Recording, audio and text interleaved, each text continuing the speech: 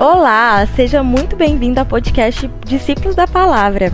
Eu sou Georgia e é com muita alegria que eu venho hoje falar sobre Mateus capítulo 2. Lembrando aqui, pessoal, que no episódio anterior a gente passou por Mateus 1, né? Só relembrando o que foi, a gente falou sobre a genealogia de Jesus, né?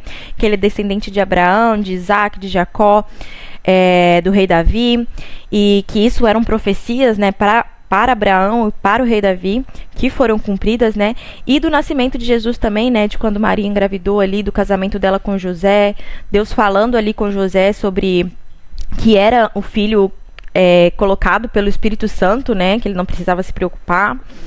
Então, isso era o cumprimento de uma palavra, né? Também do Antigo Testamento. Então, hoje a gente vai começar aqui pelo Mateus 2. Acredito eu que esse episódio vai ser bem curtinho, porque é uma palavra curta também, é um capítulo curto. Então é isso. Então vamos começar. Visitantes do Oriente. Jesus nasceu em Belém, na Judéia, durante o reinado de Herodes. Por esse tempo, alguns sábios das terras do Oriente chegaram a Jerusalém e perguntaram: "Onde está o recém-nascido rei dos judeus? Vimos sua estrela no Oriente e viemos adorá-lo." Ao ouvir isso, o rei Herodes ficou perturbado, e com ele todo o povo de Jerusalém. Reuniu os principais sacerdotes e os mestres da lei e lhes perguntou: "Onde nascerá o Cristo?" Eles lhe responderam: "Em Belém, na Judéia, pois assim escreveu o profeta. E você, Belém, na terra de Judá, não é a menor entre as principais cidades de Judá. Depois de você virá um governante que será pastor do meu povo de Israel." Só lembrando que, sempre que eu disser assim, pois assim escreveu o profeta, algo desse tipo, eu estou falando sobre as profecias que estão no Antigo Testamento, que estão sendo cumpridas aqui no Novo. Então, continuando aqui do versículo 7. Então, Herodes convocou os sábios em segredo e soube por eles o momento em que a estrela tinha aparecido. "Vão a Belém e procurem o menino com atenção", disse ele. "Quando o encontrarem, voltem e digam-me para que eu vá e o adore também." Mentira. Mas vou continuar. Após a conversa com o rei, os sábios seguiram seu caminho, guiados pela estrela que tinham visto no Oriente. Ela ia diante deles, até que parou acima do lugar onde o menino estava. Quando viram a estrela, ficaram muito alegres. Ao entrar na casa, viram o menino com Maria, sua mãe, e se prostraram e o adoraram. Então abriram seus tesouros e presentes e o presentearam com ouro, incenso e mirra. Quando chegou a hora de partir, retornaram para sua terra por outro caminho, pois haviam sido avisados em sonho para não voltar a Herodes. A fuga para o Egito. Depois que os sábios partiram, um anjo do Senhor apareceu a José em sonho. "Levante-se", disse o anjo, "fuja para o Egito com o menino e sua mãe. Fique lá até eu lhe dizer que volte, pois Herodes vai procurar o menino a fim de matá-lo." Naquela mesma noite, José se levantou e partiu com o menino e Maria, sua mãe, para o Egito, onde ficaram até a morte do rei Herodes. Cumpriu-se assim o que o Senhor tinha dito por meio do profeta: "Do Egito chamei meu filho." Quando Herodes se deu conta de que os sábios o haviam enganado, ficou furioso. Enviou soldados para matar todos os meninos de 2 anos para baixo em Belém e seus arredores, tomando por base o relato dos sábios acerca da primeira aparição da estrela. Com isso, cumpriu-se o que foi dito por meio do profeta Jeremias. Ouviu-se um clamor em Ramá, choro e grande lamentação.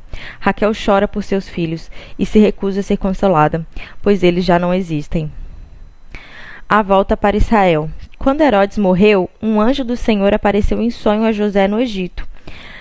"Levante-se", disse o anjo, "leve o menino e a mãe de volta para a terra de Israel, pois já morreram os que tentavam matar o menino." Então José se levantou, se preparou para voltar à terra de Israel com o menino e sua mãe. Soube, porém, que o novo governador da Judéia era Arquelau, filho de Herodes, e teve medo de ir para lá. Depois de ser avisado em sonho, partiu para a região da Galileia. A família foi morar numa cidade chamada Nazaré, cumprindo-se desse modo o que os profetas haviam dito, que Jesus seria chamado de Nazareno. Então, pessoal, esse é o capítulo 2 de Mateus. Aqui a gente vê, né, mais uma vez, como Mateus queria mostrar os cumprimentos das promessas, né, feitas no Antigo Testamento, de que Jesus era o Cristo, realmente ele era o Cristo, né? Então, ele nasceu, né, em Belém, na Judéia, e durante o reinado ali do rei Herodes. Esse rei Herodes, pessoal, ele é um rei muito mau, assim, a gente vê isso pela questão ali que ele mandou matar todas as crianças com menos de 2 anos de Belém, da região ali, né? Porque ele tinha medo de perder o reinado dele para Jesus, porque assim que os magos foram para Jerusalém, eles perguntaram, né, onde está o recém-nascido rei dos judeus, porque a gente viu a estrela e tudo, então ele achou que Jesus podia roubar o reinado, né, que talvez os judeus quisessem que Jesus fosse o rei. Mas a gente vai ver mais para frente aqui, né, nas palavras, que Jesus sempre dizia a todo momento: o meu reinado não é dessa terra. Porque assim, gente, o reino de Deus, né, é o reino dos céus ali, o reino de Jesus é o reino dos céus.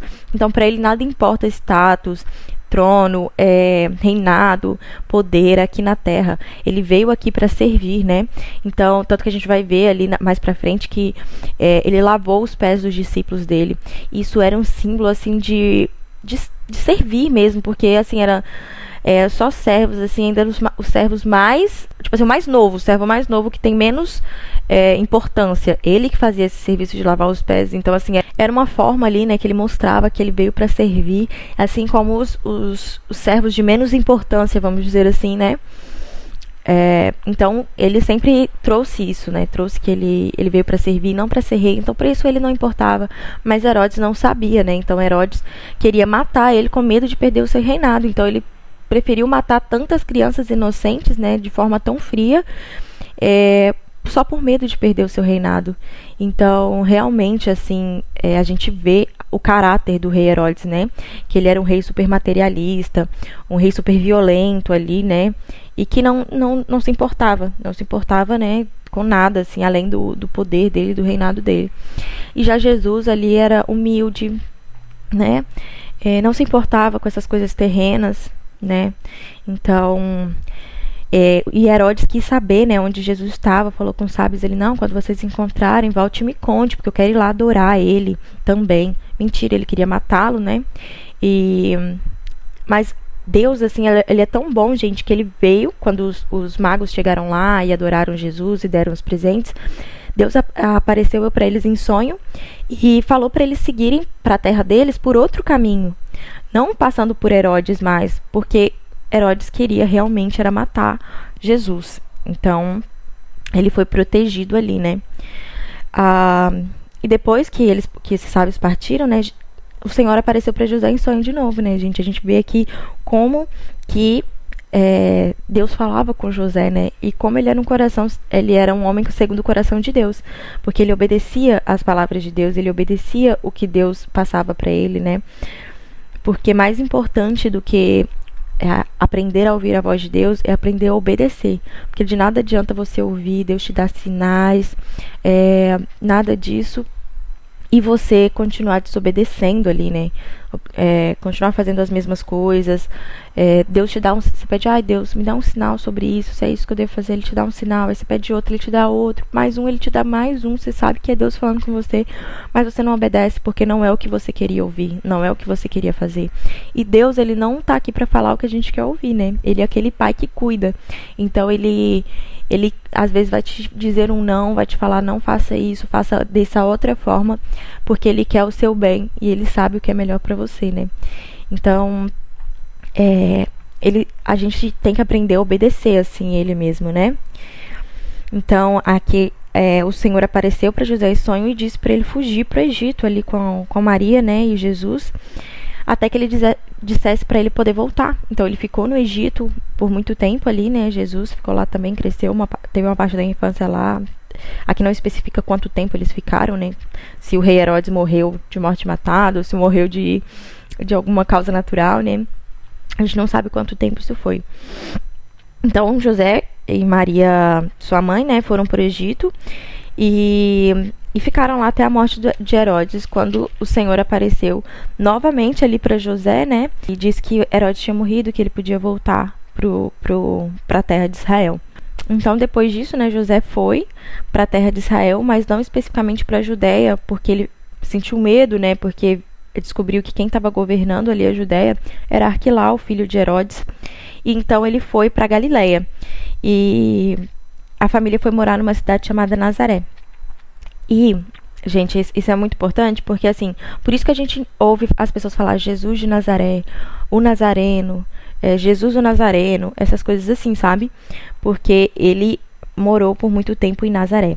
E outra curiosidade interessante, pessoal, é que Nazaré era uma cidade totalmente sem prestígio, era uma cidade obscura, sabe? Ruim, assim, a mais simples, assim, assim, nada de interessante vem daquela cidade. Isso mostra também a humildade de Jesus, né? Que veio dali, daquele lugar que justamente era um lugar que era visto dessa forma, né? Jesus vem justamente dali. Então a gente vê aqui, pessoal, que mesmo com a ameaça de morte ali para Jesus, que Herodes tinha feito, que ele matou todas aquelas crianças, né? Na intenção de matar o menino Jesus com medo de perder o seu reinado. Mesmo assim, Deus vai mostrando ali para José em sonhos, né? E vai guiando ali as decisões dele para que as promessas de Deus fossem cumpridas. Tipo, nada ia atrapalhar, independente dos percalços, independente do rei Herodes querer mudar isso. Deus que estava no comando, aquela era uma promessa de Deus. E Deus não falha nas promessas dele, gente. Na palavra diz que ele não é homem para que minta e nem filho do homem para que volte atrás. Ou seja, o que ele prometeu, ele é fiel para cumprir. E ele vai cumprir, independente do tempo, né? Às vezes a gente pensa que, Deus me prometeu isso, não aconteceu até agora, tá demorando. Mas Deus não tá nem atrasado nem adiantado, gente. Ele tá sempre no momento certo. Ele sabe a hora certa de agir, quando a gente vai estar preparado e quando é o momento da gente receber aquela promessa, né? De viver aquela profecia, viver aquela promessa. Então é muito lindo ver isso, o amor de Deus, né, o cuidado, e como José era um homem segundo o coração de Deus, sensível a ouvir a voz dele, né, que é muito importante a gente ser sensível a ouvir a voz de Deus. Eu sempre peço isso muito nas minhas orações, porque quanto mais relacionamento a gente tem com Deus, na verdade, né, quanto mais a gente se alimenta da palavra dele, mais Deus a gente fica sensível à voz dele, né? É assim como você conhece a voz da sua mãe em qualquer lugar, né? Você vai conhecer também a voz de Deus se você o conhece. Porque você reconhece a voz da sua mãe, por exemplo, em um lugar cheio, que você não está vendo, mas você reconhece a voz dela, porque você a conhece muito bem, né? Então, você consegue reconhecer. Então, quanto mais você conhece a Jesus, você conhece a Deus, você tem esse relacionamento, você conversa com Ele, mais você vai aprendendo a discernir ali quando Deus está falando com a gente, a ouvir a voz dele, né? Quando eu digo ouvir a voz dele, não é uma voz audível, assim, como eu tô falando com vocês, assim, né? É dentro da gente mesmo, é uma coisa diferente, assim, né? Que a gente aprende a sentir, a ouvir as impressões, a entender essas impressões que a gente tem. Então é muito, muito lindo, assim, viu? Teve uma parte aqui que eu esqueci de explicar, que era quando o Herodes mandava matar ali todas aquelas crianças, né, por menos de 2 anos na região de Belém.